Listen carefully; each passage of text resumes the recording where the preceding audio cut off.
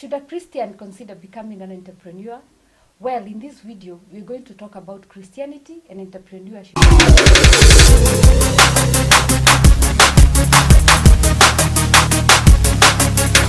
Hello and welcome to my channel. My name is Kafura Rishohi, and if you have not subscribed to my channel, please do and hit the notification button so that every time I upload a new video, you will be notified. Let's talk about entrepreneurship. What is entrepreneurship? In very simple terms, entrepreneurship is the process of creating, launching, and managing a business in order to make a profit. A person's ideas are commercialized in order to provide goods and services to the people. Entrepreneurs scan the environment for new opportunities. They are very creative, they are curious, they are determined, and they are courageous.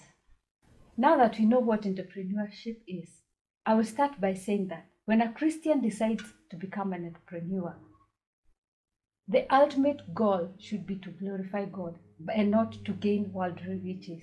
According to the book of Proverbs, chapter 23 and verses 4, the Bible tells us that we should not overwork to get riches. Worldly riches are just temporal. But if God blesses that part of our lives, the business part of our lives, it's well and good. But let's always aim to glorify God. For any Christian who desires to become an entrepreneur, it is important first and foremost to know that it's only by God's grace that we are able to create an inheritance. So it is God who enables us to create wealth.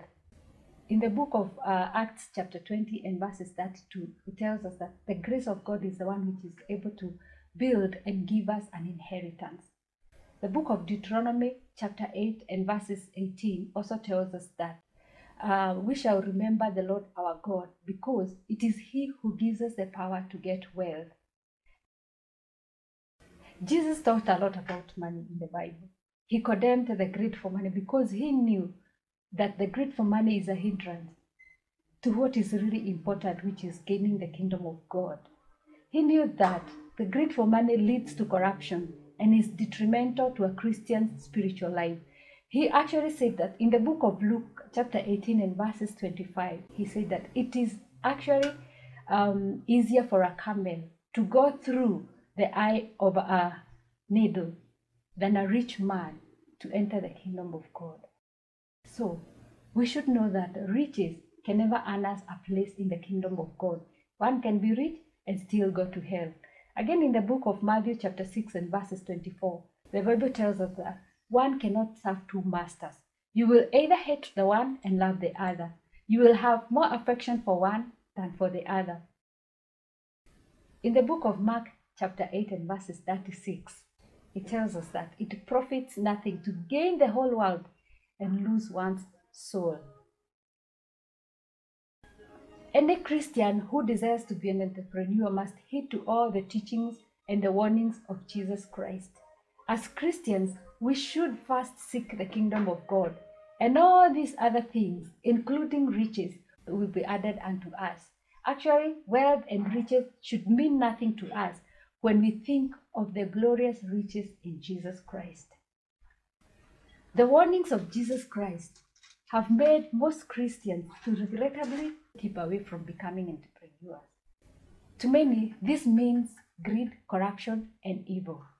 They believe that money is the root of all evil. But on the contrary, what does the Bible say? In the book of 1 Timothy, chapter 6 and verses 10, the Bible tells us that the love of money is the root of all evil.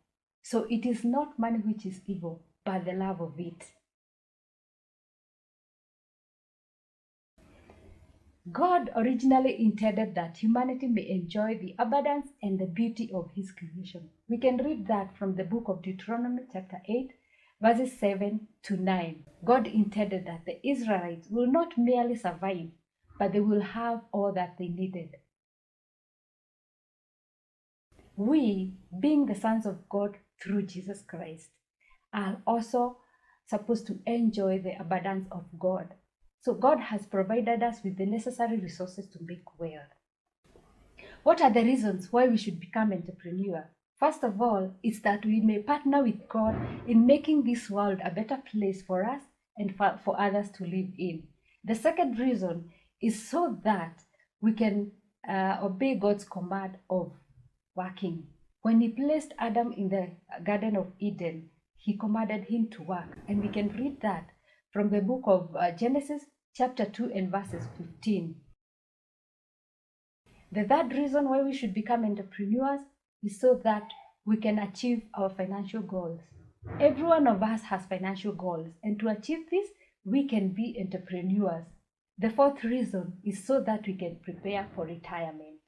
And then the fifth reason, which is my last reason, is so that we can leave an inheritance to our children. Actually, in the book of Proverbs, chapter 13 and verses 22, the Bible says, a good man leaves an inheritance to his children's children. So it is our grandchildren we are supposed to leave an inheritance to. A business which has been established by a Christian should clearly be distinguished from a business that has otherwise been established.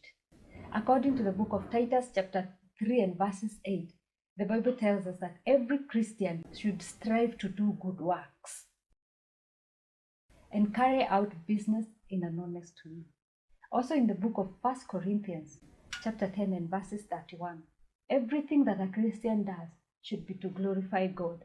Therefore, a Christian should be careful to establish a business which is not contrary to God's word. So finally, where are we concluding? We are saying that money is necessary, but it can easily lead us away from the kingdom of God. So here what we are saying is that entrepreneurship does not conflict with Christianity if it is carried out honestly. And every Christian's ultimate goal should be to glorify God by doing good works and sharing the gospel of Jesus Christ with others.